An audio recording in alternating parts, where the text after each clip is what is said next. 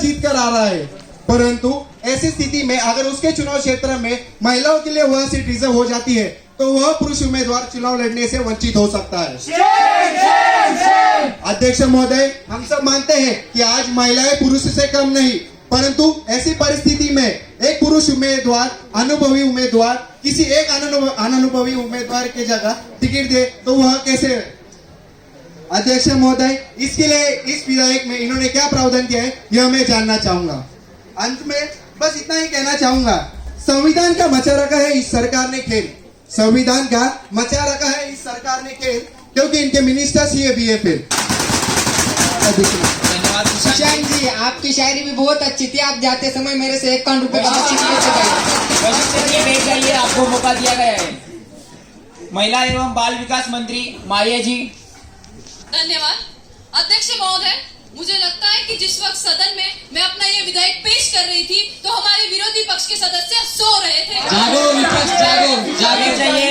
Please maintain silence, please maintain silence. दिला दूं कि हम केवल 1/3 आरक्षण मांग रहे हैं। जो 2/3 चुनाव क्षेत्र है वहाँ से हर उम्मीदवार अपनी काबिलियत के बलबूते पर ही चुना जाएगा। तो मियां, आप जिन पुरुष उम्मीदवारों के साथ होने वाले भेदभाव की बात कर रहे हैं वे सभी 2/3 चुनाव क्षेत्र से अपनी काबिलियत के बलबूते पर चुने जा सकते हैं। अध्यक्ष महोदय, इस विधेयक के फायदे पर गौर करें तो इससे भारत की महिलाएं सशक्त होंगी, लिंग के आधार पर होने वाले भेदभाव कम होंगे, जमीनी स्तर पर लोकतंत्र की जोड़ मजबूत होगी, संसद मात्र पुरुष सत्ता का केंद्र पर सीमित नहीं होगा, राष्ट्रीय स्तर पर कानून बनाने में भी महिलाओं की भागीदारी में इजाफा होगा, साथ ही दुनिया भर में भारतीय महिला का सम्मान बढ़ेगा। अंत में यही कहूंगी, for me a better democracy is a democracy where women do not only have the right to vote and elect but to be elected. धन्यवाद मारिया जी। मैं पूरे आदर के साथ माननीय प्रधानमंत्री जी से अनुरोध करूंगा कि वह सभा को संबोधित करें। प्रधानमंत्री जी। अध्यक्ष महोदय, आज आपके माध्यम से विपक्ष ने हमारी सरकार पर और महिला आरक्षण विधेयक पर प्रश्न उपस्थित किए हैं, उन पर कुछ जानकारी देने हेतु इस सदन में प्रस्तुत हुआ हूँ। अध्यक्ष महोदय, आज विपक्ष द्वारा कई सारे सामाजिक और आर्थिक मुद्दों को लेकर हमारी सरकार पर और सरकार की कार्यपद्धति पर प्रश्न उपस्थित किए गए हैं।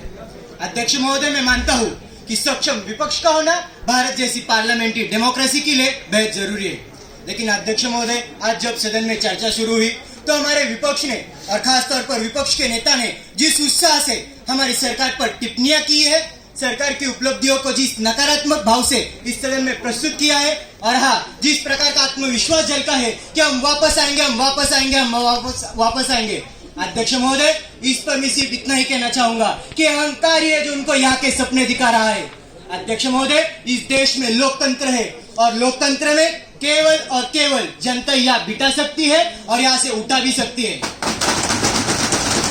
अध्यक्ष महोदय, मैं आपके माध्यम से विपक्ष को आश्वस्त करना चाहूंगा कि आप अगले साल वापस आएंगे, जरूर वापस आएंगे, लेकिन यहाँ नहीं, वहाँ। और अध्यक्ष महोदय, ये हमारा अहंकार नहीं बल्कि किए गए विकास के काम और सरकार के प्रति लोगों का विश्वास ही है।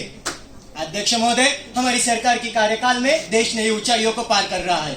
देश ने खुद को इतना मजबूत किया है कि बड़े बड़े